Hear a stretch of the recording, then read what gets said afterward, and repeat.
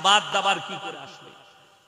তার কাছে আল্লাহ জান্নাত থেকে খাবার পাঠিয়েছেন। জোরে বলুন সুবহানাল্লাহ।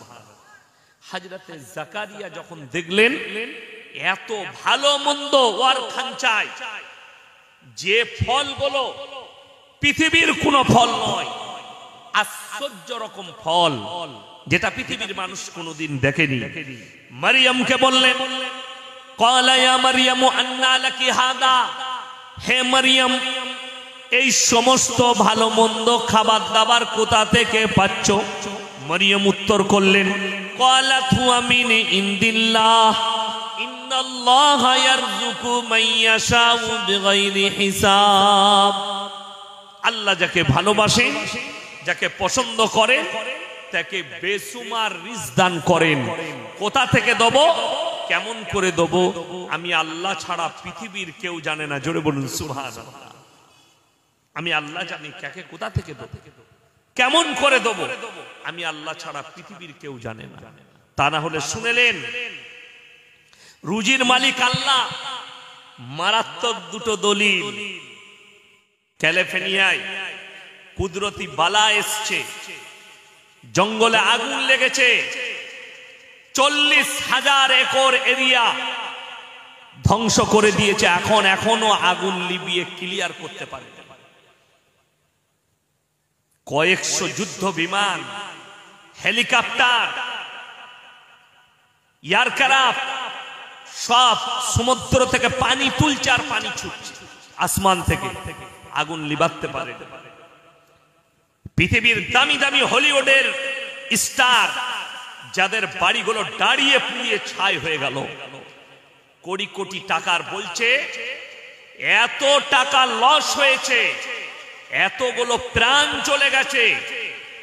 আমেরিকার ওই ক্যালিফোর্নিয়ায় যে পৃথিবীর কয়েকটা দেশের জিডিপির থেকেও বেশি টাকা লস হয়েছে। ঘর বাড়ি রাখ হয়ে গেছে, দামি দামি বাড়ি, আম্বানির মতো দামি দামি বাড়ি রাখ হয়ে ঝুঁকে পড়ে গেছে। মাথা টেকে দিয়েছে কুদরতের কাছে। নাম্বার 1। নাম্বার 2, আল্লাহ তাআলা যদি দেয়, বরফেরও ঝড় দিতে পারে। পারে না? পারে না? আমেরিকায় বরফের ঝড় এসছে এক এরিয়ায়, সমস্ত গাড়ি ঘর বাড়ি রোড বরফের ঝোঁকায় ঢেকে গেছে, কয়েক ফুট বরফ ঢেকে গেছে। নাম্বার 3, যে সৌদি আরব, মক্কা মদিনায় আরবে আল্লাহ এত বড় বৃষ্টির একটা ঝোঁকা দিয়েছে, বন্যায় প্লাবিত হয়ে গেছে গোটা আরব, মক্কা মদিনা, কয়েকটা শহর ধসে গেছে। আল্লাহ তাআলা বললেন, আমার বালার কাছে সব থেকে পৃথিবীর শক্তিশালী আমি আল্লাহ, আমি পাওয়ারফুল। এটা জানতে গেলে কোরআনের জ্ঞান অর্জন করতে হবে আপনাকে। এরা তো অনেক দূরের কথা, যারা কাবা ঘর ধ্বংস করতে এসেছিল কি নিয়ে? হস্তি বাহিনী নিয়ে। আলাম তারা কাইফা ফাআলা রাব্বুকা বিআসহাবিল ফিল আলাম ইয়াজআল কাইদাহুম ফি তাদলিল ওয়া আরসালা আলাইহিম তায়রান আবাবিল। হে আমার নবী, আপনি কি দেখেননি যারা হস্তি বাহিনী নিয়ে, আব্রাহা বাদশা, সে বললে কাবা ঘরকে গুড়িয়ে দেওয়া হবে, আমার হস্তি বাহিনীর দ্বারা কাবা ঘর ধূলিসাৎ করে দেব। আমি আল্লাহ রাব্বুল আলামিন তাদের উপরে মিসাইল মারিনি, তাদের উপরে গোলা বারুদ ফেলিনি, আমি খালি একটা পাখি পাঠিয়েছি আবাবিল, আর তাদেরকে হুকুম দিয়েছি মুখে করে পাথর তুলো আর আসমান থেকে তাদের উপরে নিক্ষেপ করো। সেই পাখিরা আসমান থেকে ঠোঁটে করে ছোট ছোট পাথর নিক্ষেপ করেছে। তার রেঞ্জটা আল্লাহ এত পাওয়ারফুল করেছিল, সেই পাখি ঠোঁটের পাথরটা খালি মুখে করে ছেড়েছে, রেঞ্জটা তৈরি করেছেন আমার আল্লাহ। হাতির পিঠে লেগে পেট দিয়ে বেরিয়ে গেছে। একটা হাতিকে মারতে গেলে বাজাপ্তা পুলিশ দিকে যারা জঙ্গল মহলে ফরেস্টে চাকরি করে তাদেরকে ট্রেনিং দেওয়া হয় কোন জন্তুর কোন জায়গায় মারলে তবে জন্তুটা মারা যাবে। হাতি সব জায়গায় শরীরে গুলি খাবে না, গুলি ছিটিয়ে বেরিয়ে যাবে। কোন জায়গায় মারলে হাতিটা মারা যাবে এটা ট্রেনিং দেওয়া হয়। আর আমার আল্লাহ রাব্বুল আলামিন পাখিদিকে ট্রেনিং দেয়নি, খালি হুকুম দিয়েছে আসমান থেকে খালি পাথরটা নিক্ষেপ করে দাও। এত রেঞ্জ বাড়িয়েছে, রিওয়ায়েতে আছে কাবা ঘরে পৌঁছানোর আগে আমি আল্লাহ রাব্বুল আলামিন ওই হস্তি বাহিনীকে ধূলিসাৎ করে মাটির সাথে মিশিয়েছি। জোরে একবার বলুন সুবহানাল্লাহ। এটা ছিল আল্লাহর পাওয়ার। আল্লাহ দেখিয়েছে একজনের বিড়াল আগুনে জ্বলছে বিল্ডিং, সে তার বিড়ালটাকে বাঁচাবার জন্য ছুটছে। তাহলে ভেবে দেখুন, যে মায়ের কোল খালি হয়েছে, চোখের সামনে ফিলিস্তিন গাজায় যে শিশুগুলো মারা গেছে মায়ের কোল থেকে, তাদের চোখের পানিটা কি? যে মা বোমের তারা বাচ্চার পা দুটো চলে গেছে, কোলে করে নিয়ে পাহীন বাচ্চাকে নিয়ে ছুটছে হসপিটালের দিকে, সেই মায়ের চোখের পানিটা একবার মনে করো। এই তো আল্লাহর কুদরতি বালা শুরু হয়েছে, এখন অনেক বাকি আছে। আর আপনি 24 পরগনায় বাস করেন, আপনি কি মনে করছেন আপনি বেঈমানি করবেন, আপনি কুফরি করবেন, আপনি বদ্দিন থাকবেন, আর আপনার কাছে আল্লাহর আযাব পৌঁছাবেন? আল্লাহ যদি ইচ্ছা করে সমুদ্রের ঢেউটা আপনার স্বরূপ নগরে মেরে ঢুকিয়ে নিতে পারে, টেনে ঢুকিয়ে দেবে। আল্লাহ তার কুদরতি বালা দেখিয়েছে। তাকিয়ে দেখো 40,000 একর এলাকা এখনো পর্যন্ত আগুন লিবিয়ে উদ্ধার করতে পারেনি। আমেরিকার এত সেনা, এত বাহিনী, এত হেলিকপ্টার, এত প্রযুক্তি তাদের হাতে, আল্লাহর কুদরতি বালার কাছে ফেলুয়া। এইখানে পৃথিবীর মানুষকে মাথা নত করা দরকার। আল্লাহ ফেরাউনের মতো হারামখোর বাদশাকে আল্লাহ সিজদায় ফেলিয়েছে। তোমরা তো অনেক চানাপুটি, তোমরা কি? ওই জন্য সবাই আল্লাহকে মনে রাখবেন। যদি বলুন ইনশাআল্লাহ। আল্লাহ কেমন শক্তিশালী, আল্লাহ কেমন পাওয়ারফুল। আল্লাহ কোরআনে বললেন আমার প্রশংসা আমি নিজে করছি, তোমরা শোনো। হে নবী, পৃথিবীর মানুষকে বলে দাও আমি আল্লাহ নিজে আমার প্রশংসা করছি। কুল্লাউ কানাল বাহরু মিদাদাল লিকালিমাতি রাব্বি লানাফিদাল বাহরু ক্বাবলা আন তানফাদা কালিমাতু রাব্বি ওয়ালাউ জিনা বিমিথলিহি মাদাদা।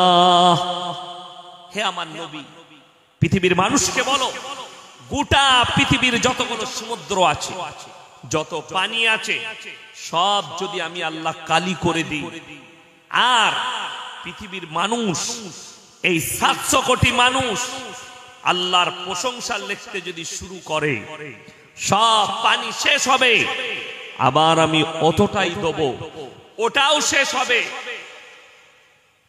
কিয়ামত পর্যন্ত পৃথিবীর মানুষের ক্ষমতা নেই তারা আল্লাহর প্রশংসা লিখে শেষ করে দিই। জোরে একবার বলুন সুবহানাল্লাহ। সুবহানাল্লাহ বলতে লজ্জা লাগছে, শরম লাগছে।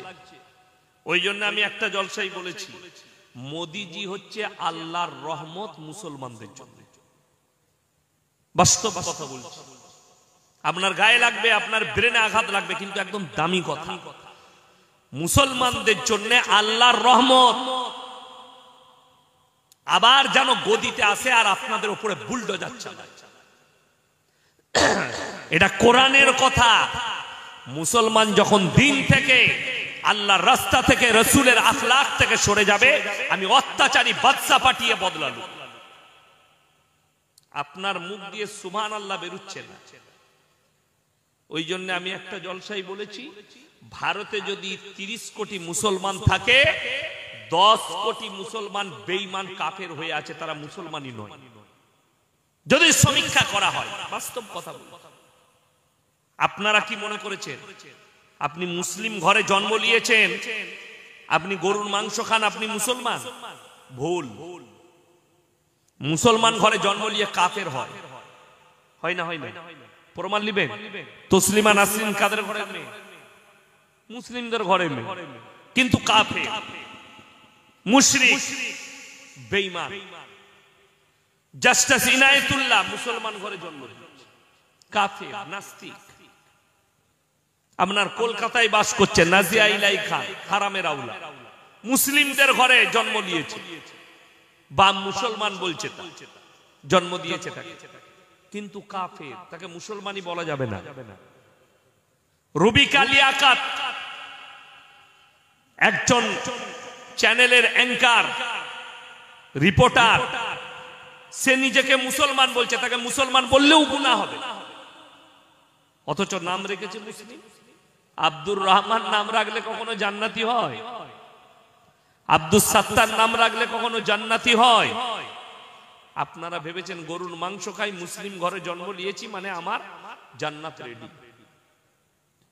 আমি জান্নাত পাবো।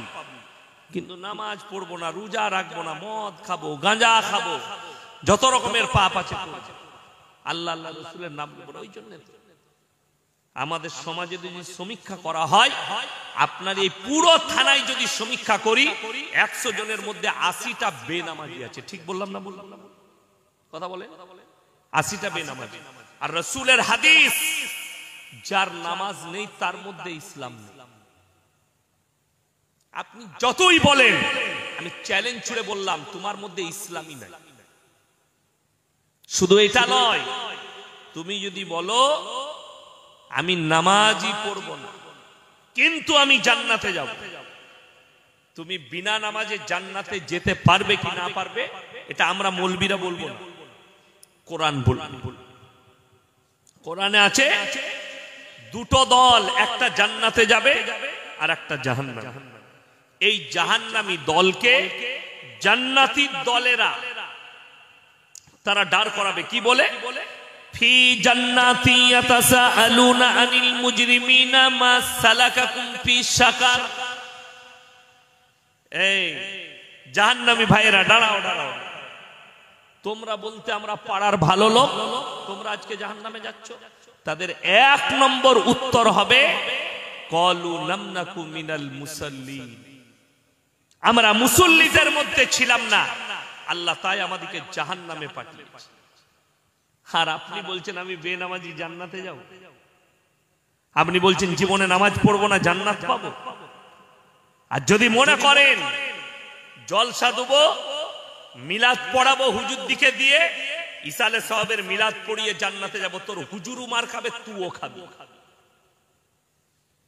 এটা লিখে নিয়ে যাও যে হুজুর তোমাকে বেনামাজি হওয়ার পরে তোমাকে জান্নাতে ভরতে যাবে, সে হুজুর আগে মার খাবে, সে যত বড়ই হুজুর হোক। আর বাপের বেটা থাকলে স্টেজে ডেকে নিয়ে এসে দিয়ে তাকে বলো কলম করে কোরআনের এই আয়াতটা কেটে দিয়ে, যেখানে আল্লাহ তাআলা বললেন যে শোনো, তারা উত্তর দেবে ক্বালু লাম নাকু মিনাল মুসাল্লিন, আমরা মুসল্লিদের মধ্যে ছিলাম না, ওয়ালাম নাকু নুতিমুল মিসকিন, আর মিসকিনকে খানা খাওয়াইতাম না, তাই আল্লাহ জাহান্নামে পাঠিয়েছে। ইমানদারির সঙ্গে বলুন, আপনারা বললেন হাত তুলে আমরা কোরআনকে বিশ্বাস করি। কোন ব্যক্তি যদি কোরআন বিরোধী কাজ করে সে আর ইমানদার থাকবে? কথা বলে না এরা, থাকবে না। বললেন আচ্ছা সুদ হারাম না হালাল? কথা বলেন না, হারাম। তাহলে আশা করি আপনাদের এখানে কোনো সুদখোর নাই, এরপরে আর কথা বলবেন না, আমি তো জানি। অথচ মুসলিমদের মধ্যে সুদখোর আছে না নাই? কথা বলে, কোরআনে আছে ওয়াহাল্লাল্লাহুল বাইয়া ওয়া হাররামার রিবা, সুদকে হারাম করেছি, ব্যবসাকে হালাল করেছি। এরপর কি হলো এখানে? কি হলো এখানে? কি হয়েছে জিজ্ঞেস করুন।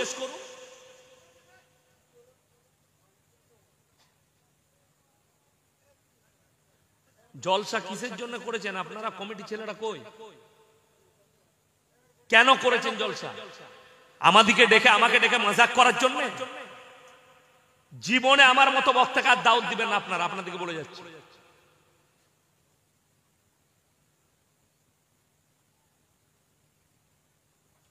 মজাক বানানোর জন্য করেছেন?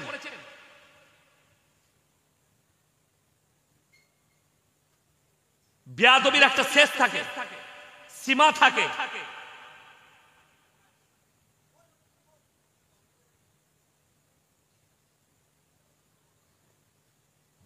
তা মাজমা করছে, এত বিয়াদব আমি কোথাও দেখিনি।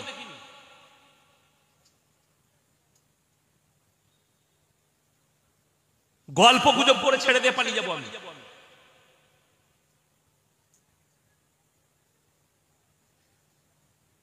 আমার মাথায় ঢুকে গেল এই স্বরূপনগরে আর জীবনে দাও দুলবো না, আজ কি শেষ তোমাদের জলসা।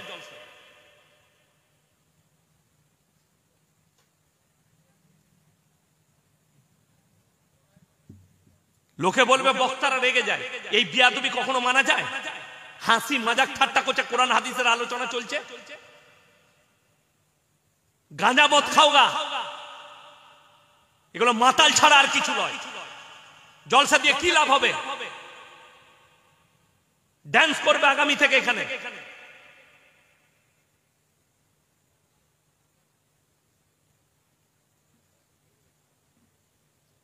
বিয়াদবির একটা সীমা থাকা, ইয়ার কি মারা পেয়েছে।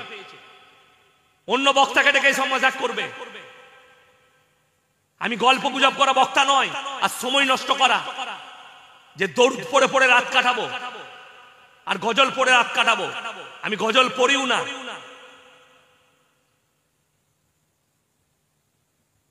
বসবে না, ঘর যেতে বলেছি তো আমি, ঘরে গিয়ে সৌগা। মেলা বসাইছে, মেলাতে যাও, ওইখানে মজাক করো।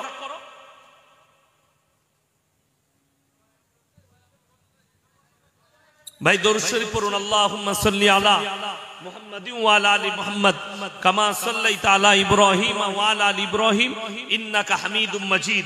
আল্লাহুম্মা বারিক আলা মুহাম্মাদিন ওয়া আলা আলি মুহাম্মাদ কামা বারাকতা আলা ইব্রাহিম ওয়া আলা আলি ইব্রাহিম ইন্নাকা হামিদুম মাজিদ।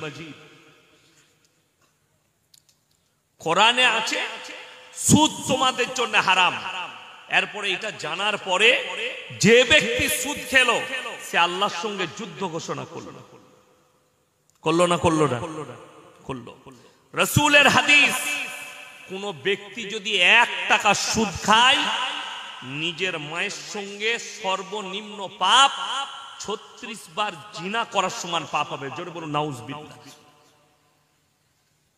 যারা সুদ খায়, সুদখোর আছেন, তাদেরকে বলছে আপনি চিন্তাধারা নেবেন। আমার কিন্তু চাকরি যাবার ভয় নাই, আমি ওই জন্য কোথাও মাপ কাঠি করে কথা বলি না। আর আমাকে বলে দিবে কমিটির ছেলে হুজুর এই বায়ান করবেন না, আমি মানি না। আমি আমার বক্তব্য দেবো, সুদ গাঁজা মদ সমাজ পরিবর্তনের দরকার আছে। গল্প গুজব অনেক শুনেছেন, আজকে এই গল্প গুজব করার কারণে স্টেজগুলো আজকে আমাদের কওমের পরিবর্তন হয়নি। জলসা দেয়, বক্তা আছে, গল্প গুজব করে, মজাক করে, চলে যায়। জলসা হয়ে গেল, হুজুরের গলা ভালো ছিল, ফায়দা কি পেলি? কিচ্ছু পাই, খালি বিরিয়ানি খাওয়া। এই জায়গাটা শেষ করুন, আর কোরআন হাদিসের আলোচনা চলুন, যেটার দ্বারা সমাজ পরিবর্তন হবে। আজকে এইটার কারণেই আল্লামা ইকবাল বলেছেন, ইস ঘর কো আগ লাগি ঘর কি চিরাগ। আমি আপনাদের এখানে প্রমাণ দেব, মদ খাওয়া হারাম না হালাল? কথা বলে হারাম। মুসলমান মদ খায় না খায় না? খায়। মুসলমান মদও খায়।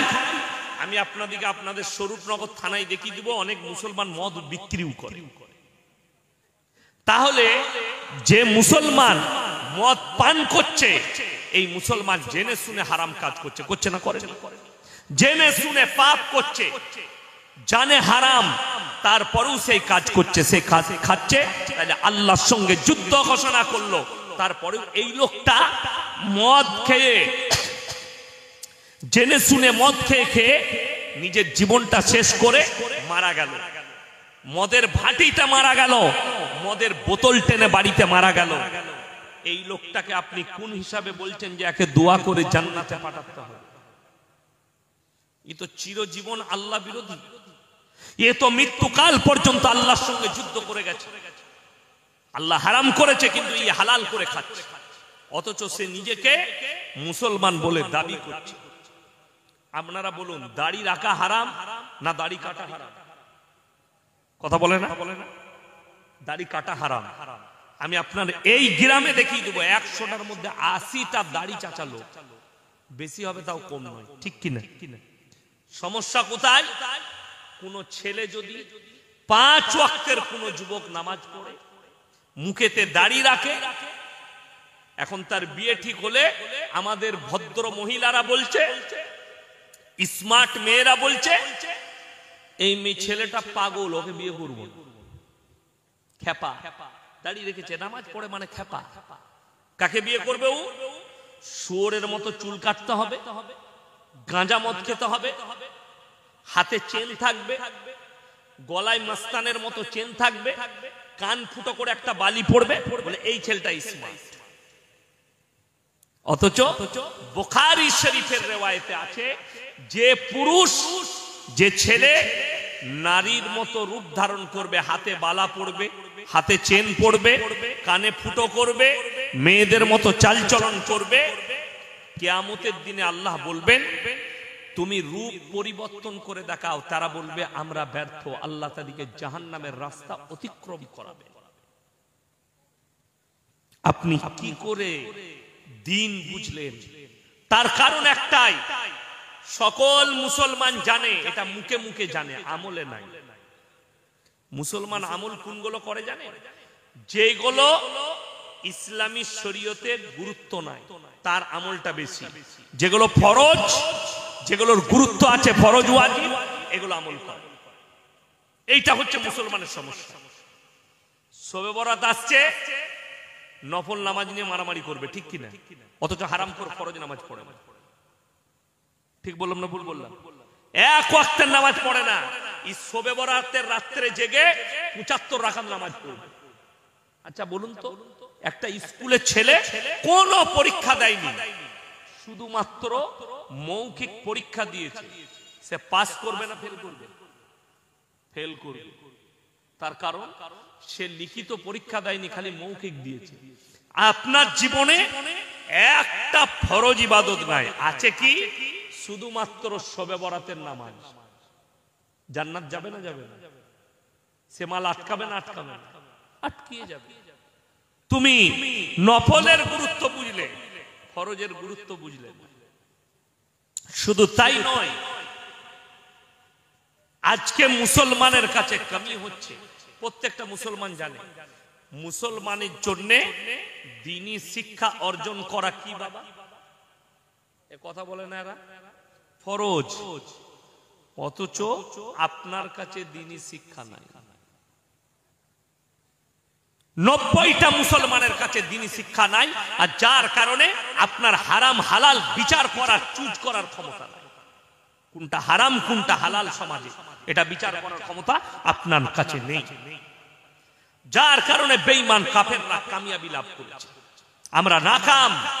আপনার সম্পর্ক আলেম থেকে বিচ্ছিন্ন, কোরআন থেকে বিচ্ছিন্ন, রাসূলের আদর্শ থেকে বিচ্ছিন্ন। একটা মোবাইলের দাম 15,000, ধার দেনা করেও বিবিকে একটা মোবাইল কিনে দিয়েছে, সন্তানকে একটা বন্ধন লোন নিয়ে, গ্রুপ লোন নিয়ে মোবাইল কিনে দিয়েছে, কিন্তু 500 টাকা দামি একটা বাংলা মানে কোরআন বিটিকে কিনে দিতে পারলেন। আপনি বলছেন আমার বাড়িতে বরকত চাই। বরকত নেবেন কিসে? নামাজ পড়বো না, রোজা রাখবো না, কোরআনের তেলাওয়াত করব না, হুজুরের তাবিজে বরকত নেব।